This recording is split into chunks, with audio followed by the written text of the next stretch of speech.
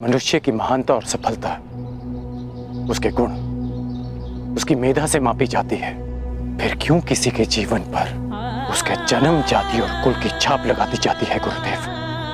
जब विश्वामित्र राजकुल में जन्म लेकर ब्रह्म ऋषि बन सकते हैं, जब आचार्य द्रोण ब्राह्मण कुल के होकर क्षत्रियों को ललकार सकते हैं, जब मेरे महान गुरु परशुराम एक ब्राह्मण होकर शस्त्र धारण कर सकते हैं, तो फिर सूत पुत्र के साथ अन्याय क्यों गुरुदेव?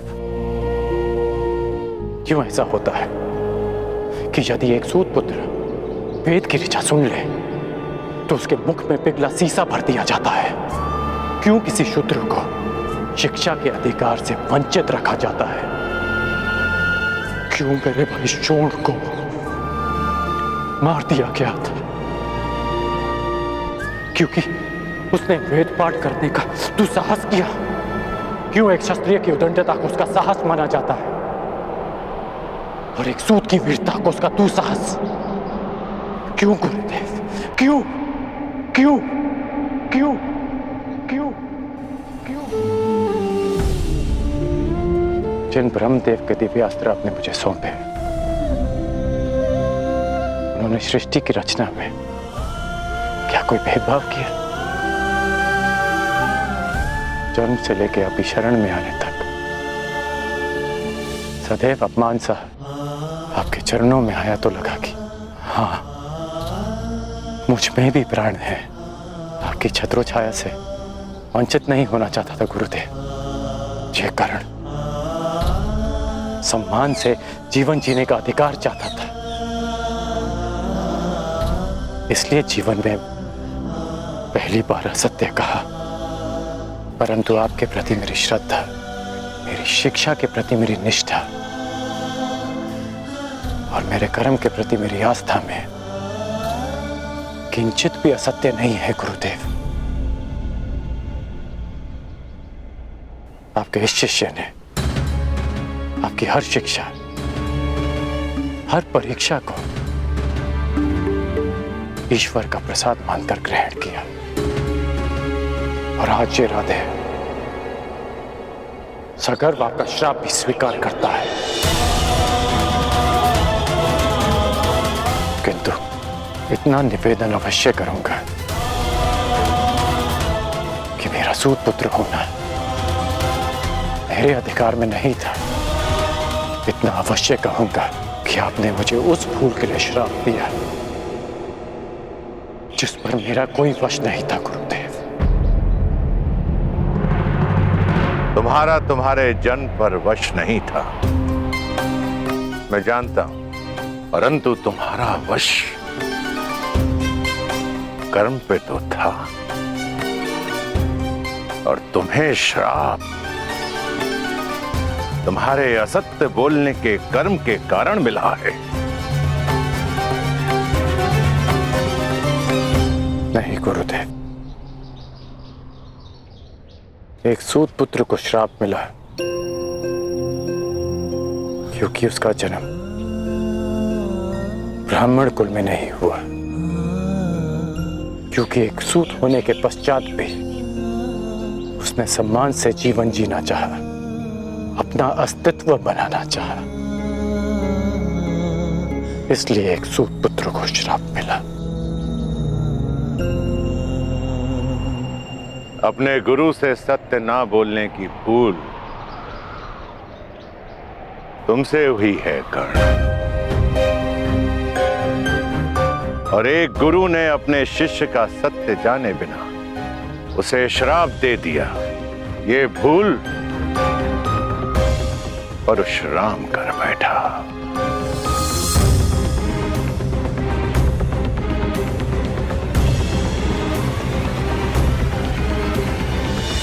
मेरे द्वारा दिए गए श्राप को मैं वापस तो नहीं ले सकता हूं कर्ण, परंतु उसके प्रभाव को कम करने का प्रयत्न अवश्य करूंगा। आज से तुम्हारे बाणों में ऐसा तेज होगा जो तुम्हें मेरे अन्य शिष्यों से भिन्न करेगा।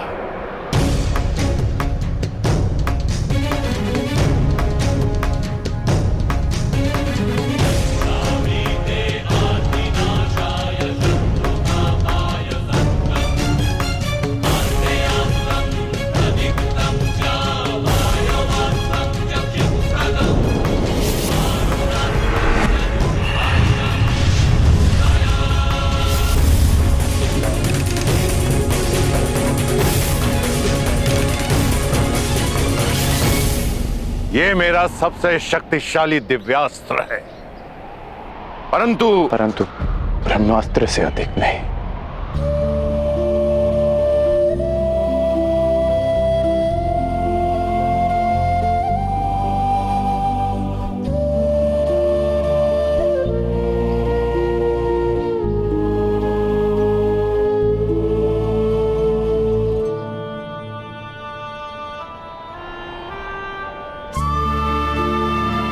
गुरु दक्षिणा मांगिए गुरुदेव। गुरु दक्षिणा क्या मांगू मैं तुमसे कर्ण? सब कुछ तो मैंने तुमसे ले लिया है, अब तो कुछ तुम्हें देना चाहता हूं।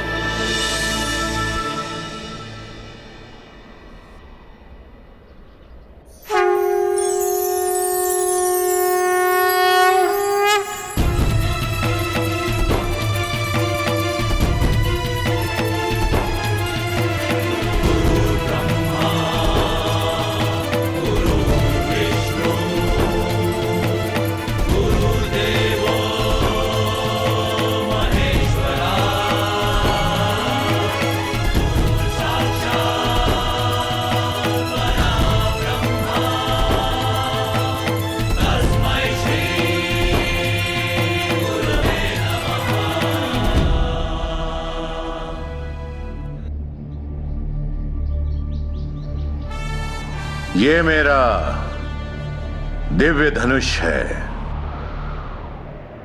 विजय। जब तक ये धनुष तुम्हारे हाथों में रहेगा, संसार का कोई भी योद्धा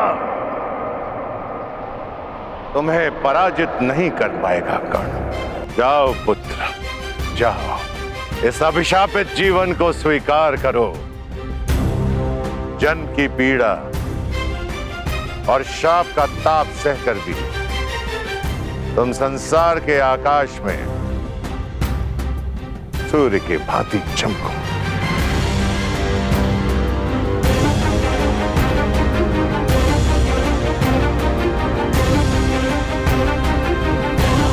माता की मार संसार का सबसे बड़ा प्यार होता है, और गुरु का श्राप भी महादेव के प्रसाद से कम नहीं। और आपका ये श्राप, ये राधेकरण अमृत समझकर स्वीकार करेगा। इतिहासकरण का नाम स्वयं में कैसे समाहित करेगा मैं नहीं जानता, लेकिन एक बात का वचन देता हूं कि आपको आपके इस शिष्य पर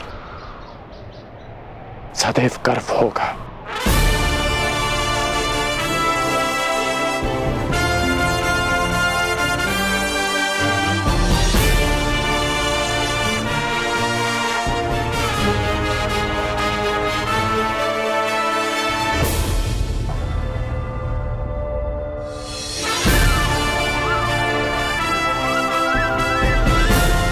आज से मेरा नया जीवन प्रारंभ होता है। दिव्यास्त्रधारी कर्ण, और मैं अभिशापित सूत पुत्र भी, मैं जिसे जीवन का अधिकार नहीं मिला, और मैं जो इस अधिकार के लिए अपनी अंतिम श्वास तक लड़ूंगा, मैं राधेकर्ण।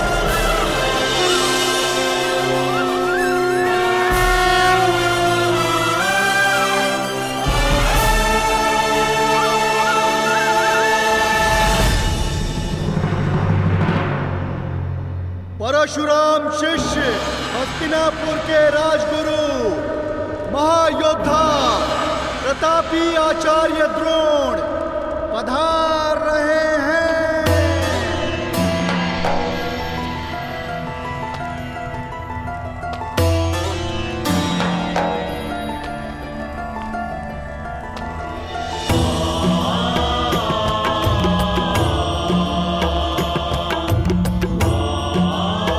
हस्तिनापुर नरेश महाराज धृतराष्ट्र की जय हो। आपके स्वर से लगता है कि रंगभूमि कुमारों के प्रदर्शन के लिए तैयार है। जी महाराज, 105 योद्धा हस्तिनापुर के आकाश में अपने शस्त्र बल का तेज फैलाने के लिए प्रस्तुत है। और इतना नहीं महाराज, हस्तिनापुर की जनता अपने राजकुमारों के स्वागत के लिए आतुर है, प्रतीक्षा कर रहे हैं कि वे कब आएंगे। समय आ गया है जब मेरे पुत्र अपनी योग्यता का प्रदर्शन करेंगे। समय की चाल में आहट नहीं होती महाराज, किंतु वेग की भांति वो चलता है। कल की ही बात लगती है कि नन्हे कौरव और पांडव इसी महल के आंगन में उद्दंडता करते फिरते थे और आज शक्ति का प्रदर्शन करने के लिए प्रस्तुत हैं। भाग्यशाली है भीष्म जो अपने पुत्रों का ये रूपांतरण देख सकता है। सौभाग्यशाली तो हस्तिनापुर है ताचरी, जिसे आपकी छत्र छाया मिली।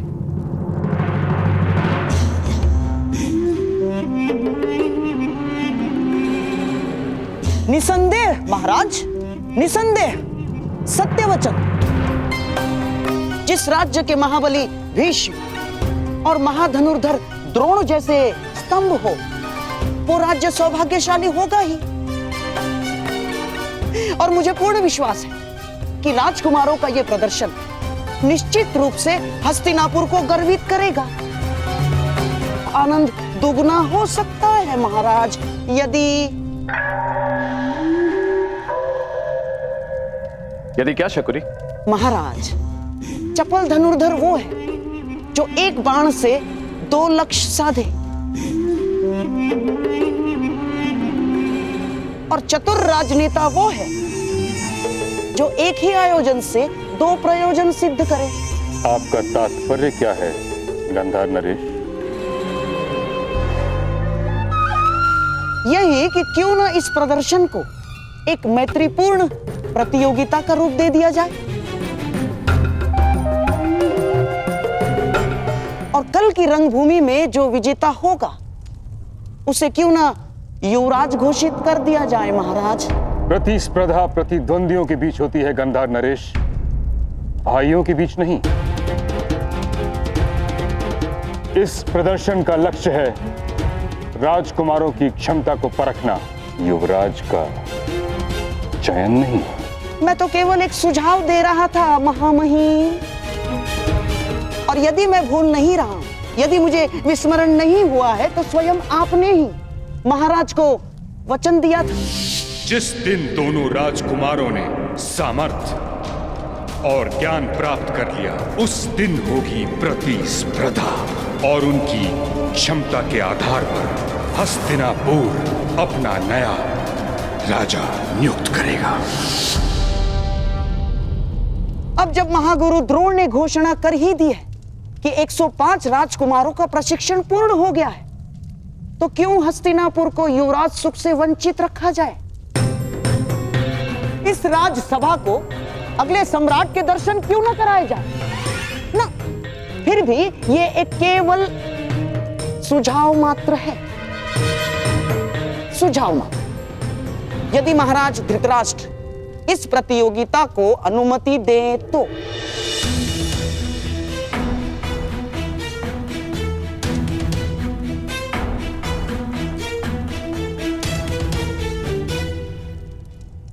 उचित कह रहे हो शकुनी। इस सुझाव पर विचार किया जा सकता है। निश्चित रूप से हस्तिनापुर को युवराज की आवश्यकता है। निश्चित रूप से युवराज की आवश्यकता है महाराज, किंतु चयन के लिए प्रतिस्पर्धा विकल्प नहीं। महामहिम का कथन सत्य है महाराज। इन 105 भाइयों को एक साथ मिलकर हस्तिनापुर की रक्षा करनी है। जो उत्तराधिकार के लिए एक दूसरे से लड़ बैठेंगे, वो मिलकर किसी देश की रक्षा कैसे करेंगे? यह संभव है महाराज। ये रंगभूमि 105 भाइयों के कौशल का प्रदर्शन स्थल है। उत्तराधिकारियों के मध्य इसे युद्ध क्षेत्र मत बनाए।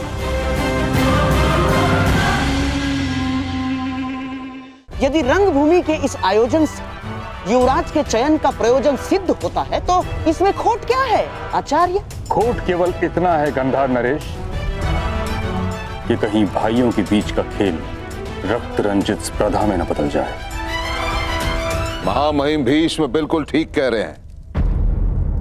आचार्य, वो क्षत्रिय कैसा जो युद्ध से भयभीत हो जाए, और वो राजकुमार कैसा जो अपने राज्य की रक्षा के लिए घाव खाने से पीछे हट जाए?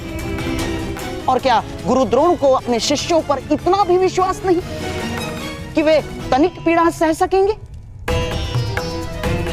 और क्या महामहिम भीष्म को अपने कुल के रक्त की परीक्षा लेना क्या इतना कठिन प्रतीत हो रहा है? क्यों? जो गंगा पुत्र भीष्म अपने केवल वचन के लिए आजन्म ब्रह्मचारी रहे, जिन्होंने अपने दिए हुए वचन के लिए मृत्यु को स्वयं से आज तक दूर रखा, क्या ऐसे महामहिम महाबली गंगा और शांतनु पुत्र भीष्म हस्तिनापुर के सिंहासन को एक सशक्त, समर्थ, सक्षम और सुरक्षित हाथों में नहीं देखना चाहेंगे? मैं मानता हूं ताछरी कि राजकुमारों के लिए यह प्रतियोगिता बहुत कठिन होगी, परंतु मुझे आचार्य द्रोण की शिक्षा पर पूर्ण विश्वास है कि सभी राजकुमार इस प्रतियोगिता को मैत्रीपूर्ण भाव से लेंगे। फिर सभी राजकुमारों को एक नियम से बांध दिया जाएगा। यदि किसी भी राजकुमार दूसरे राजकुमार का रक्त बहाया तो उसे अपात्र घोषित कर दिया जाएगा। इस नियम के प्रभाव से आपकी चिंता का हल भी निकल आएगा और हस्तिनापुर को उसका युवराज भी मिल जाएगा। कहिए ताछरी, क्या ये उचित नहीं? जैसी महाराज की इच्छा। तो फिर यह निश्चित रहा कि कल सभी राजकुमारों के बीच शक्ति प्रदर्शन होगा और मुझे पूर्ण विश्वास है कि विजेता वही होगा जो सर्वश्रेष्ठ होगा।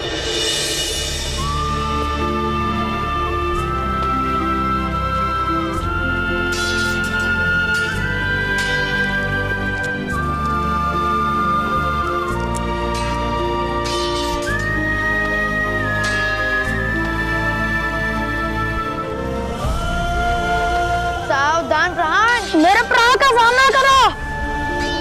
क्या आप भी कल रंगभूमि में प्रदर्शन करोगे कौरव और पांडवों के साथ? प्रदर्शन? कैसा प्रदर्शन? कल हस्तिनापुर के 105 राजकुमारों का शक्ति प्रदर्शन है। सुना है कुमार अर्जुन अपने धनुर्विद्या का कौशल भी दिखाएंगे।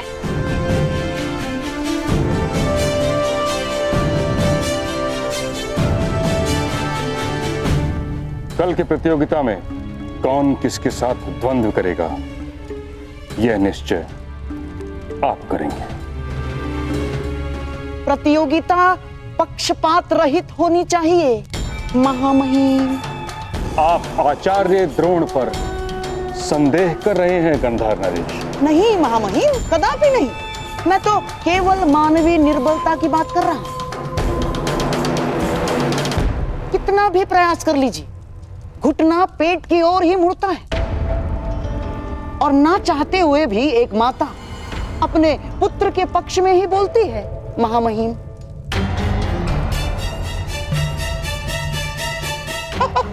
और महागुरु द्रोण का अर्जुन के प्रति प्रेम जगत विख्यात है। वो तो पहले ही घोषणा कर चुके हैं कि इस संसार का सर्वश्रेष्ठ योद्धा अर्जुन ही है। बस कीजिए गांधार नरेश शकुनी, आप द्रोण के न्याय भाव पर आक्षेप लगा रहे हैं जो उचित नहीं है। नहीं आचार्य, नहीं, मैं तो वो कह रहा हूं जो कल सारा हस्तिनापुर कहेगा। तो आप चाहते क्या हैं? मैं तो केवल महाराज को यह निवेदन करना चाहता हूं कि द्वंद्व के प्रतियोगियों का निर्णय कोई मनुष्य ना करे। तो फिर कौन करेगा शकुनी? वो जिसमें पक्षपात का भाव ना हो।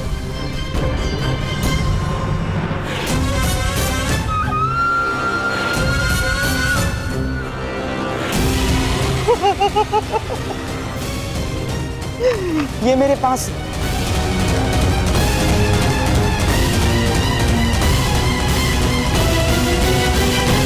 मैं भी कल रंगभूमि में जाकर कौरवों और पांडवों के बीच अपना प्रदर्शन करूंगा और ऐसे ऐसे तलवारबाजी करूंगा।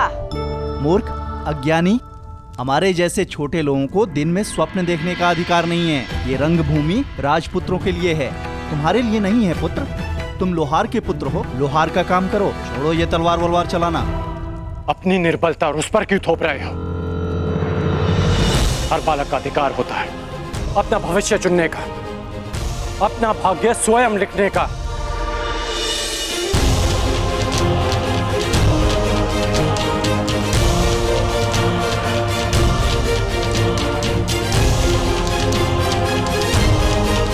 छोटे मित्र,